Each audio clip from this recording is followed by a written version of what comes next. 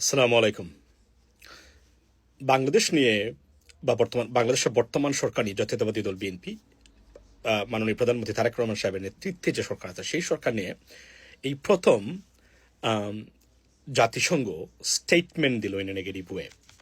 সেটা হলো যে আম, আপনার যে জাতিসংঘের আহ, আপনার গুম বিরোধী বা নির্যাতন বিরোধী বিশেষ দূত ডক্টর এলিস ঢাকা সফরকালে উনি বলেছেন জাতিসংঘ বাংলাদেশে জুলাই হত্যাকাণ্ড থেকে শুরু করে বাকি যেগুলো আছে, বিশেষ করে জুলাই গণঅভ্যুত্থানে যে হত্যাকাণ্ড নির্যাতন হয়েছে বা খুন হয়েছে, প্রত্যেকটা সুস্পষ্ট বিচার এবং সংস্কার যেগুলো আছে সেগুলো বাস্তবায়ন চায়। এটা কিন্তু মনে রাখবেন, এটা কিন্তু জাতিসংঘের এই সরকারের সরকারকে নিয়ে প্রথম স্টেটমেন্ট অফিসিয়ালি, এবং this is the beginning I strongly believe.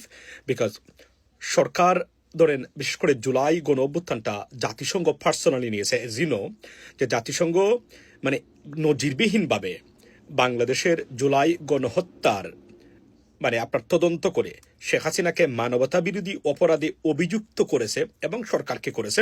এটা নজিরবিহীন ঘটনা এবং আমরা জানি সেটা অর্থটা কি। অর্থাৎ একজন মানবতা বিরোধী অপরাধে অভিযুক্ত শেখ হাসিনাকে জাতিসংঘ সেটা তথ্য প্রমাণ ডকুমেন্টস দিয়ে প্রমাণ করেছে।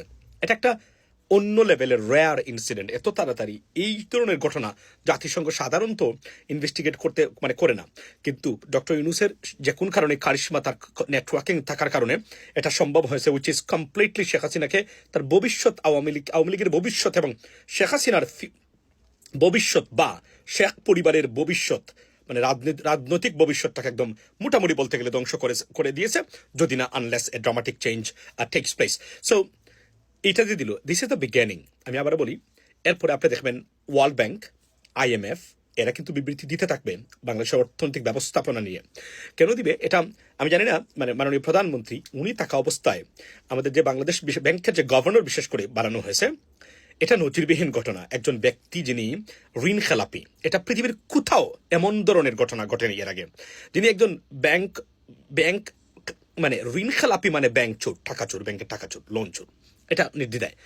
এবং এগুলা ইমেজ সংকটে বাংলাদেশের অর্থনৈতিক ব্যবস্থা আমরা পড়বে লিখে রাখতে পারেন, আজকে নোট নেন।